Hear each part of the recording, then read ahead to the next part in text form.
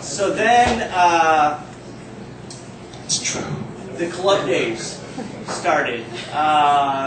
Legendary clubs like Kaboom and Shelter. For those of you who've been around Chicago for a long time, Foxy's would know these dance clubs that were nationally, in some ways, internationally known.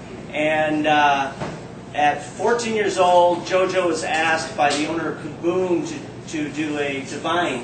I was impersonating Divine, yeah. Yeah. And some people say I'm more divine than divine. So then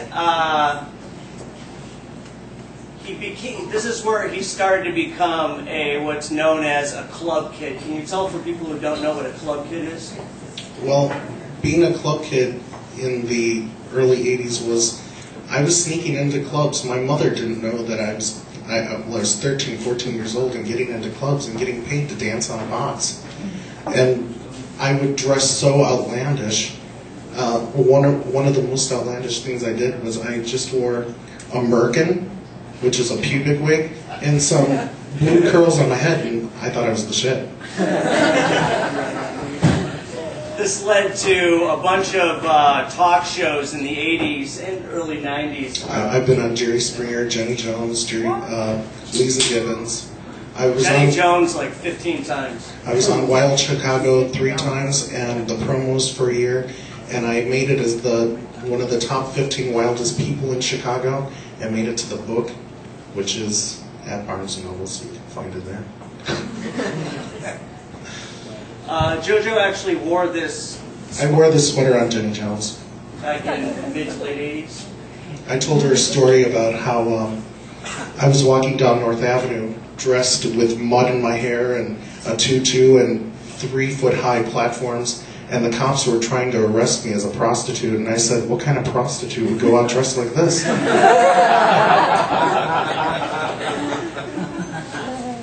So the club days continued. JoJo's making these beautiful costumes and also improving and mastering his hairstyles, becoming a makeup artist, and doing these talk shows. And then he starts getting into making dolls. So we have a very, very small, one doll representation. They go from teeny tiny to 10 feet tall. This is a portrait of my friend Jake Willis, who lives in the Flatiron Building. He's always leaving the building wearing 2 different colored socks and always has a guitar in his hand, but I pushed him to the extreme to where he couldn't even get dressed today, and he is running out of the building like this. JoJo was the only understudy of Greer Langton, who was the doll maker for the Warhol Factory. Greer Langton was part of the Eddie Warhol Factory, and she also worked for Jim Henson in the Muppets. She feathered the first Big Bird. And there was nothing in her apartment that said Big Bird. I ran out and I bought her one of those Teddy Ruxpin Big Birds where you stick the tape in your belly and Big Bird sings to all of your songs. And she instantly grabbed it out of my hand at the door and threw it out the window.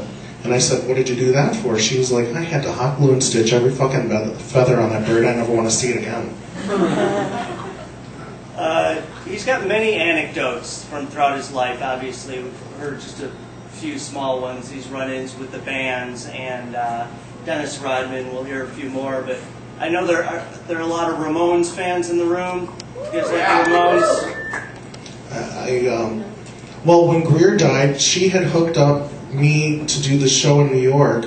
It was a doll show, and one of the people I was staying with, what's her name? It's okay. I was staying with her, and all of a sudden I hear outside, Rachel! Oh, that's it. Rachel, let me in!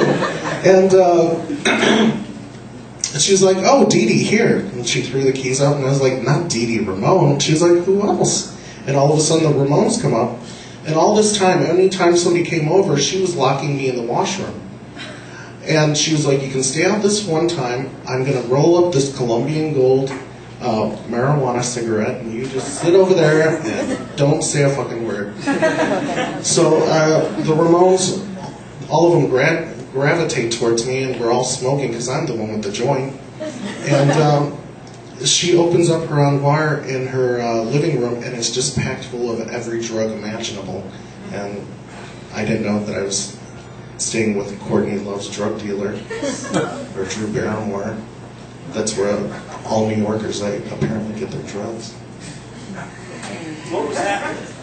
And then what was happening with your family at this point? With how was your mother with you working with Greer Langton and My mother loved Greer. subculture? Can you tell us more about that? Anything, just your mother's connection before we can come back to your mom in a minute. How did my mother like Greer? Well, how did your mother, sure, Greer or handled this changeover in JoJo becoming somewhat of a local celebrity at the... Well, my mother loved it. My father was like, oh no, now the neighbors know. No what? Well, I was doing all these talk shows, and now my father was like, great, everybody knows you're a fag. Great. So then you started moving into the hairstyling started growing, and Dennis Rodman, when he used to come over to your house, can you tell us a story? No, he never. Well, he would come to my. Yes, he would come to my house, and one time I was rinsing out